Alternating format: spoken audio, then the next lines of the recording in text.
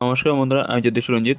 পরিবর্তিনী একাদশী কবে জেনে নিন সঠিক দিনক্ষণ, তিথি ও এই একাদশীর গুরুত্ব ও মাহাত্ম্য। বাংলা ভাদ্র মাসে শুক্লপক্ষের একাদশী তিথির নাম পদ্মা বা পার্শ্ব একাদশী। অনেকে এই একাদশীকে পার্শ্ব পরিবর্তিনী বা পরবর্তিনী একাদশী নামে এঁকে ডেকে থাকেন। আপনারা অনেকে জানেন, আষাঢ় মাসের শুক্লপক্ষের একাদশী তিথিতে শ্রী ভগবান বিষ্ণুর ক্ষীরসাগরে শ্বেত দ্বীপে অনন্ত শয্যায় বা যোগনিদ্রায় শয়ন করে নিদ্রিত হন, তাই আষাঢ় শুক্লপক্ষীয় একাদশী শয়ন একাদশী নামেও খ্যাত। এরপর ভাদ্র মাসের শুক্লপক্ষে একাদশী তিথিতে অনন্ত শয্যায় শায়িত ভগবান শ্রীহরি পার্শ্ব পরিবর্তন করেন। এ সময় তিনি বাম অঙ্গ পরিবর্তন করে দক্ষিণ অঙ্গে শয়ন করে, তাই এই একাদশীকে পার্শ্ব একাদশী বা পরিবর্তনী একাদশী বা পদ্মা একাদশী বলা হয়। এবং সর্বশেষে কার্তিক মাসে শুক্লপক্ষের একাদশী তিথিতে ভগবান বিষ্ণু যোগ নিদ্রা থেকে জাগৃত হন, তাই সেই একাদশীর নাম হলো উত্থান একাদশী। বিষ্ণুর এই শয়ন, পার্শ্ব পরিবর্তন ও উত্থান উপলক্ষে যথাক্রমে আষাঢ়, ভাদ্র ও কার্তিক মাসে শুক্ল একাদশী বিশেষ শুভ্রপদ গণ্য করা হয়। এই 4 মাস ব্যাপী পালিত হয় চতুর্মাস ব্রত। পরিবর্তিনী একাদশীর সময়সূচি।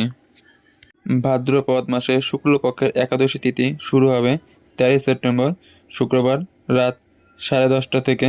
ভাদ্রপদ মাসে শুক্লপক্ষের একাদশী তিথি শেষ হবে 14 সেপ্টেম্বর শনিবার রাত 8:41। উদয় তিথি অনুসারে পরিবর্তিনী একাদশী শনিবার 14 সেপ্টেম্বর 2024। চতুর্মাসের সময় ভগবান শ্রী বিষ্ণু যোগ নিদ্রায় থাকেন এবং তার ঘুমের সময়কাল 4 মাস স্থায়ী হয়। এমন পরিস্থিতিতে এই একাদশীতে ভগবান শ্রী বিষ্ণু পক্ষ পরিবর্তন করেন। এই একাদশীতে সাধকের প্রতিটি মনোবাঞ্ছা পূর্ণ হয় এবং জীবনে সুখও আসে। পরিবর্তিনী একাদশী 2024 মুহূর্ত।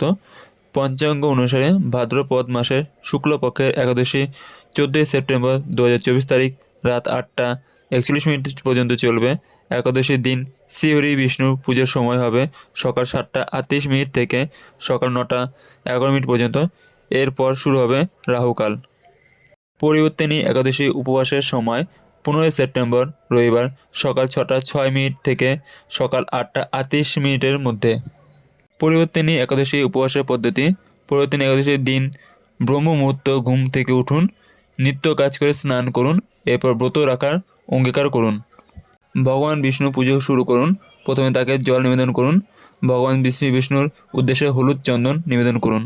ভগবান শ্রী বিষ্ণুকে ফুল, মালা, তুলসী পাতা ইত্যাদি অর্পণ করুন। এরপর ভগবান শ্রী বিষ্ণুকে নৈবেদ্য নিবেদন করুন। ঘিয়ের প্রদীপ ও ধূপ জ্বালান এবং একাদশী উপবাসের কথা পাঠ করুন। পাঠের পরে ভগবান শ্রী বিষ্ণুর চল্লিশা ও মন্ত্র জপ করুন এবং যথাযথভাবে আত্মীয় করুন। অবশেষে কোনো কারণবশত ভুল হলে সে ভুলের জন্য ক্ষমা চান। পদ্মা পরবর্তিনী পার্শ্ব একাদশীর ব্রত মাহাত্ম্য।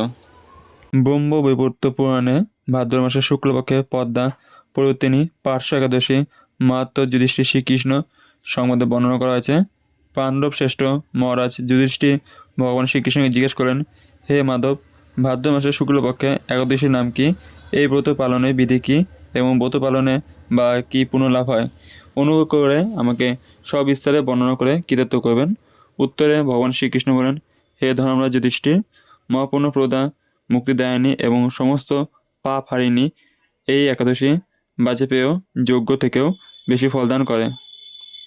যে ব্যক্তি এই তিথিতে ভক্তি সহকারে ভগবান শ্রী বামনদেবের পুজো করেন, তিনি ত্রিলোকে পূজিত হন। পদ্মফুলে পদ্মলোচন শ্রী বিষ্ণুর অর্চনাকারী বিষ্ণুলোক প্রাপ্ত হন। সাহিত্য ভগবান এই তিথিতে পার্শ্ব প্রবর্তন করেন, তাই এই পার্শ্ব একাদশী বা পরিবর্তিনী একাদশী। যুধিষ্ঠির মহারাজ বললেন, হে জনার্দন, আপনার এই সকল কথা শুনেও আমার সন্দেহ পূর্ণরূপে দূর হয়নি। হে দেব, আপনি কীভাবে শয়ন করেন, কীভাবে বা পার্শ্ব প্রবর্তন করেন, তার চাতুর্মাস্য ব্রত পালনকারী কী কর্তব্য এবং আপনার শয়নকালে লোকে কী করণীয়, এসব বিষয়ে বিস্তারিতভাবে আমাকে বলুন।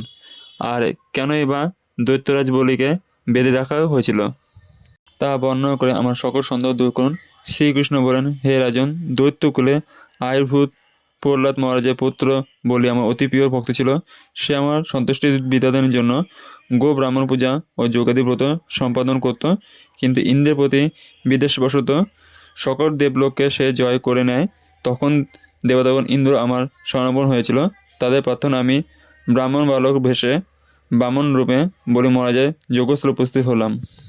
তার কাছে আমি ত্রিপাদ ভূমি মাত্র প্রার্থনা করেছিলাম। সে তুচ্ছ বস্তু থেকে আরও শ্রেষ্ঠ কিছু সে আমাকে দিতে চাইলেও আমি কেবল ত্রিপাদ ভূমি প্রণয়েই স্থির থাকলাম। দৈত্যগুরু শুক্রাচার্য আমাকে ভগবান রূপে জানতে পেরে বলি মহারাজকে ওই দান দিতে নিষেধ করলো, কিন্তু সত্যাশ্রয়ী বলি গুরুর নির্দেশে অমান্য করে আমাকে দান দিতে সংকল্প করলো। তখন আমি এক পদে নিচে সপ্তলোক, আরেক পদে উপরে সপ্তভুবন অধিকার করে নিলাম। পুনরায় তৃতীয় পদের স্থান চাইলে সে তার মাথায় পেতে দিল। আমি তার মস্তকে তৃতীয় পদ স্থাপন করলাম। তার আচরণে সন্তুষ্ট হয়ে আমি সর্বদা তার কাছে বাস করার প্রতিশ্রুতি দিলাম। ভাদ্র শুক্লপক্ষিয়া একাদশী ভগবান শ্রী বামনদেবের এক মূর্তি বলি মহারাজের আশ্রমে স্থাপিত হয়। দ্বিতীয় মূর্তি ক্ষীরসাগরে অনন্ত দেবের কোলে শয়ন একাদশী থেকে উত্থান একাদশী পর্যন্ত 4 মাস শয়ন অবস্থা থাকেন। এই 4 মাস যে ব্যক্তি নির্দিষ্ট নিয়ম ব্রত বা জপ তপ ব্যতীত দিন যাপন করে, সে মহামূর্খ জীবিত থাকলেও তাকে মৃত বলে জানবে। শ্রাবণ মাসে শাক, ভাদ্র মাসে দই, আশ্বিন মাসে দুধ, কার্তিক মাসে মাসকলাই বর্জন করে এই 4 মাস শ্রীকৃষ্ণের আরাধনা করতে হয়।